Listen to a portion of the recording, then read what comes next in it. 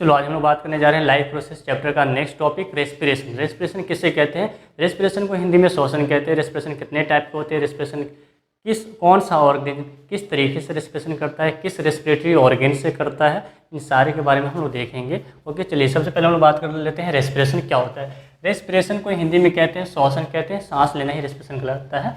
The process in which cells of an organism obtain energy by combining oxygen with glucose is called respiration.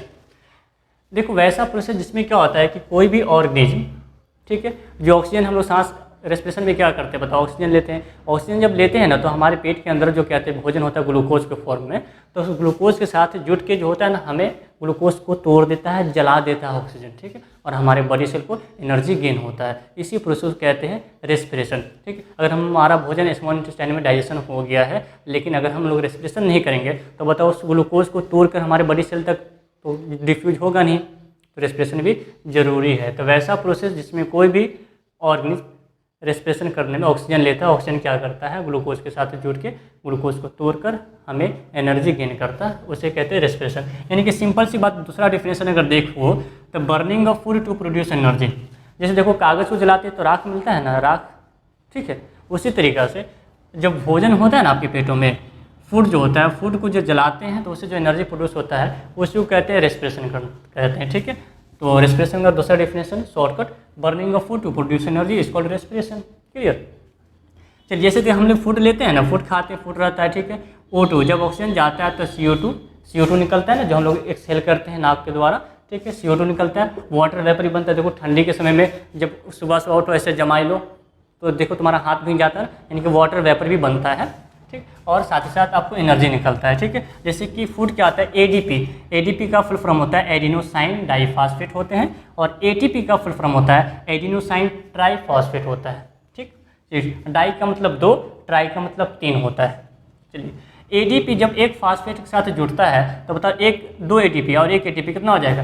3 ATP, तो इसलिए इसको कहा जाता है adenosine triphosphate, ठीक है, ऑक्सीजन के साथ, तो CO2 वाटर बनता है। चलिए एनर्जी, जो भी एनर्जी होता है आपके बॉडी में वो स्टोर होता है किस रूप में? ATP के फॉर्म में एनर्जी स्टोर होता है आपके बॉडी सेल में, ठीक है। चलिए ATP को ही करेंसी ऑफ एनर्जी कहा जाता है या क्वाइंस ऑफ एनर्जी कहा जाता है। ATP को करेंसी ऑफ एनर्जी के नाम से भी जाना जाता है या क्वाइंस ऑफ एनर्जी के नाम से भी जाना जाता है। ओके, चलिए हम लोग देख लिए रेस्पिरेशन और इनके बारे में टर्म देखते हैं। चलिए रेस्पिरेशन का नेक्स्ट पॉइंट की बात कर लेते हैं। When the body cells need energy the ATP can be broken down using water to release energy. देखिए जब आपकी बॉडी सेल्स को जब एनर्जी जरूरत होती है ना तो क्या होता है ATP टूट जाता है। ATP हम जानते हैं कि हमारे बॉडी में जो एनर्जी जमा होता है ATP के फॉर्म में जमा होता है। कहाँ जमा होता है? माइटोकॉन्ड्रिया में जमा होता है, जिसे power house of the cell कहा जाता है माइटोकॉन्ड्रिया को। तो ATP जो एनर्जी होता है, जो भी आपके बॉडी सेल में एनर्जी बनता है ATP के फॉर्म में, वह ATP कहाँ जमा होता है? माइटोकॉन्ड्रिया में जमा होता है, स्टोर हो जाता है, ठीक है, ATP के फॉर्म में। लेकिन जब हमारे बॉडी सेल्स को एनर्जी चाहिए, काम करना कुछ तो एनर्जी तो चाहिए ना, तो जब एनर्जी चाहिए तो ATP क्या होता है? टूट जाता है। ATP टूट जाता है किसमें? ATP में, फॉस्फेट में और एनर्जी, तब हमें एनर्जी रिलीज होता है हमारे बॉडी सेल को। क्लियर? चलिए पायरुविक एसिड जो होता है 3 कार्बन एटम से मिलकर बना होता है, ठीक है, पायरुविक, जिसको पायरुवेट भी कहा जाता है, जिसका फॉर्मूला होता है CH3 single bond C double bond O single bond COH। Okay, ये होता है पायरुविक एसिड का फॉर्मूला होता है। ओके, चलिए लैक्टिक एसिड तो जानते हो कि दूध में पाया जाता है क्या? लैक्टिक एसिड जिसको लैक्टेट के नाम से भी जाना जाता है। लैक्टिक एसिड का क्या फॉर्मूला होता है? CH3 single bond CH single bond OH single bond COOH, ये होता है लैक्टिक एसिड का फॉर्मूला। ओके, चलिए हम लोग बात कर लेते हैं रेस्पिरेशन जो होते हैं, कितने टाइप के रेस्पिरेशन होते हैं इनके बारे में देखते हैं। Respiration is of 2 types. Respiration कितने टाइप के होते हैं? 2 टाइप के होते हैं। एक होता है एरोबिक रेस्पिरेशन और एक होता है एनारोबिक रेस्पिरेशन। हिंदी में कहते हैं इसे वायवीय श्वसन, इसे कहते हैं अवायवीय श्वसन।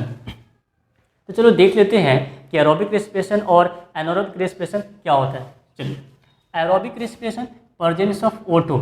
एरोबिक रेस्पिरेशन जो होता है ऑक्सीजन के प्रेजेंट में होता है, यानी कि वैसा ऑर्गेनिज्म जो ऑक्सीजन के प्रेजेंट में रेस्पिरेशन करता हो, सांस लेता हो। और anaerobic respiration absence of O2। इन कुछ ऐसे भी ऑर्गेनिज्म हैं, ठीक है, जो ऑक्सीजन के अब्सेंस में रेस्पिरेशन करते हैं, उसे एनारोबिक रेस्पिरेशन कहते हैं। क्लियर? चलिए, एरोबिक रेस्पिरेशन जो होता है, पहला स्टेप जो होता है एरोबिक रेस्पिरेशन वाले ऑर्गेनिज्म में, वो पहला स्टेप होता है साइटोप्लाज्म में और लास्ट होता है माइटोकॉन्ड्रिया में। क्लियर। चलिए, लेकिन इसमें जो एनारोबिक रेस्पिरेशन होता है, एनारोबिक रेस्पिरेशन का पूरा जो स्टेप है वो किस में होता है? सिर्फ साइटोप्लाज्म में होता है, ओनली साइटोप्लाज्म होता है। ठीक। चलिए, एरोबिक रेस्पिरेशन है, ऑक्सीजन लेते हैं तो ऑक्सीजन देखो लेते हैं तो ज़्यादा से ज़्यादा वो ग्लूकोज को क्या करेगा? तोड़ेगा, तो ज़्यादा से ज़्यादा एनर्जी प्रोड्यूस करेगा। ठीक है, तो देखो एरोबिक रेस्पिरेशन में ज़्यादा CO2 रिलीज होता है, क्योंकि ऑक्सीजन लेते हैं, कार्बन डाइऑक्साइड छोड़ते हैं, तो जितना ऑक्सीजन लेंगे उतना ही ना कार्बन डाइऑक्साइड छोड़ेंगे, तो इसमें ज़्यादा से ज़्यादा क्या होता है? CO2 रिलीज होता है। और एनारोबिक रेस्पिरेशन में लेस CO2 रिलीज होता है, कम कार्बन डाइऑक्साइड रिलीज होता है, निकलता है। ठीक है। एरोबिक रेस्पिरेशन में 36 से 38 ATP रिलीज होता है, यानी कि 36 से 38 ATP रिलीज होता है, यानी कि एक मॉलिक्यूल ग्लूकोज खाते हैं ना, एक मॉलिक्यूल ग्लूकोज, तो उसमें हमें 36 से 38 ATP एनर्जी मिलेगा। लेकिन अगर एनारोबिक रेस्पिरेशन वाले की बात करते हैं, क्योंकि ऑक्सीजन के एब्सेंट में होता है, तो इसमें सिर्फ 2 ATP एनर्जी रिलीज होता है। ओके। चलिए, ATP का फुल फॉर्म तो जानते हैं, एडिनोसाइन ट्राइफॉस्फेट, जो क्वाइंस ऑफ एनर्जी के नाम से भी जाना जाता है।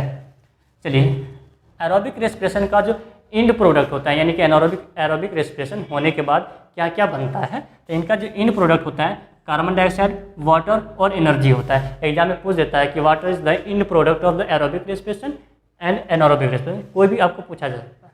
ठीक। चलिए, इनका ये होता है। और एनारोबिक रेस्पिरेशन जो होता है, इनका end product carbon dioxide, ethanol को ही कहा जाता है इथाइल अल्कोहल। क्या कहा जाता है? इथाइल अल्कोहल, इथेनॉल को ही कहा जाता है। और इथेनॉल का फॉर्मूला होता है C2H5OH। इसी को इथाइल अल्कोहल के भी नाम से जाना जाता है, इथेनॉल भी कहा जाता है, और फॉर्मूला आपको C2H5OH। ओके। और एनर्जी रिलीज होता है। क्लियर। तो एनारोबिक रेस्पिरेशन में देखिए इथेनॉल बना, और एरोबिक रेस्पिरेशन में क्या बना? आपको एनर्जी CO2 और H2O निकला। नेक्स्ट पॉइंट देखते हैं हम लोग इसके बारे में। चलिए, इनका नेक्स्ट पॉइंट देखते हैं हम लोग। एरोबिक रेस्पिरेशन का next point, it take place in higher organism, यानी कि देखो अब एरोबिक रेस्पिरेशन होता कहाँ है? जो बड़े बड़े पेड़ पौधे हैं, जो ऑर्गेनिज्म हैं, बड़े बड़े जीव जंतु जैसे ह्यूमन, कुत्ता, बिल्ली, ये सब क्या चीज़ एरोबिक रेस्पिरेशन करते हैं ना। ये सारे के सारे क्या करते हैं? सांस लेते हैं रेस्पिरेशन में। ठीक।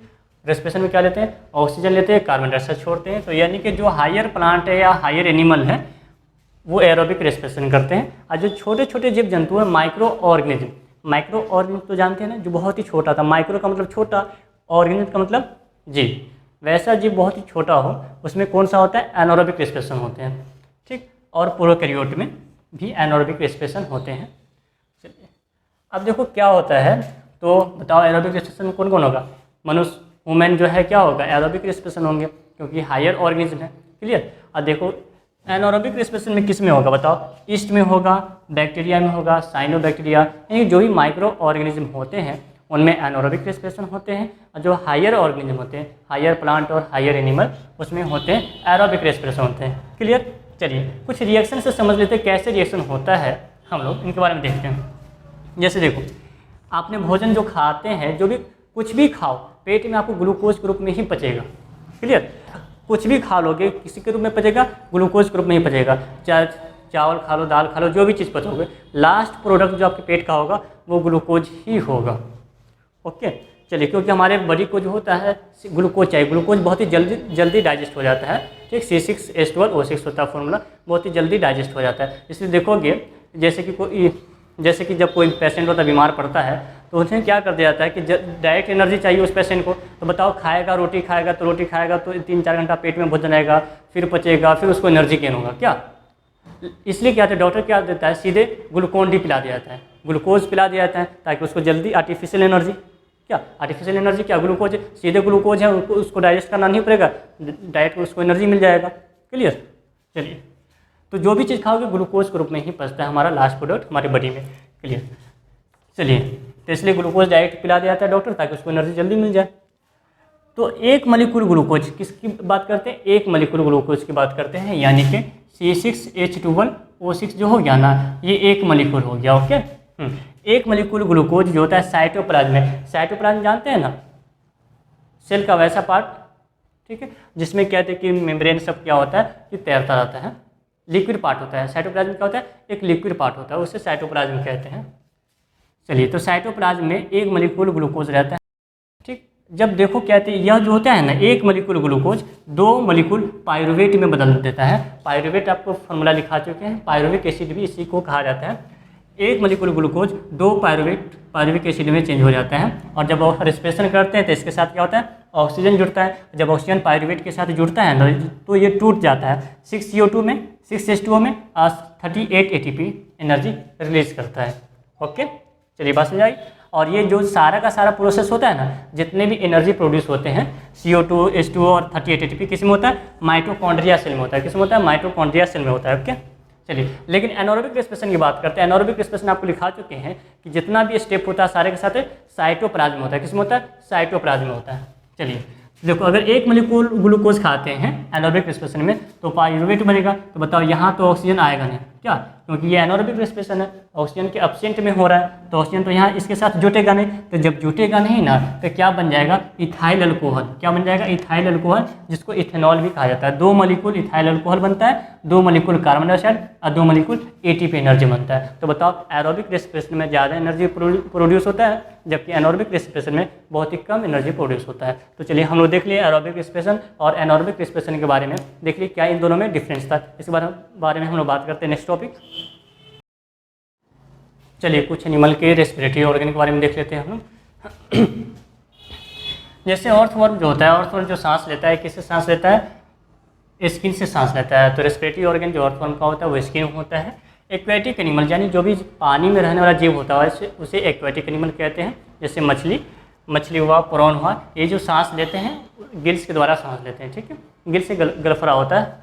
चलिए इंसेक्ट जो भी कीड़े मकोड़े होते हैं, चाहे मच्छर हो या हाउस फ्लाई हो, जितने भी कीट मकोड़े होते हैं, इंसेक्ट होते हैं जैसे ग्रास ऊपर या कॉकरोच, ये स्पायरिकल से या ट्रैकिया से सांस लेते हैं। ओके, इनके रेस्पिरेटरी ऑर्गन स्पायरिकल से ट्रैकिया हो गया। ह्यूमन की बात करते हैं, ह्यूमन मनुष्य तो जानते हैं ना, लंग्स से सांस लेते हैं।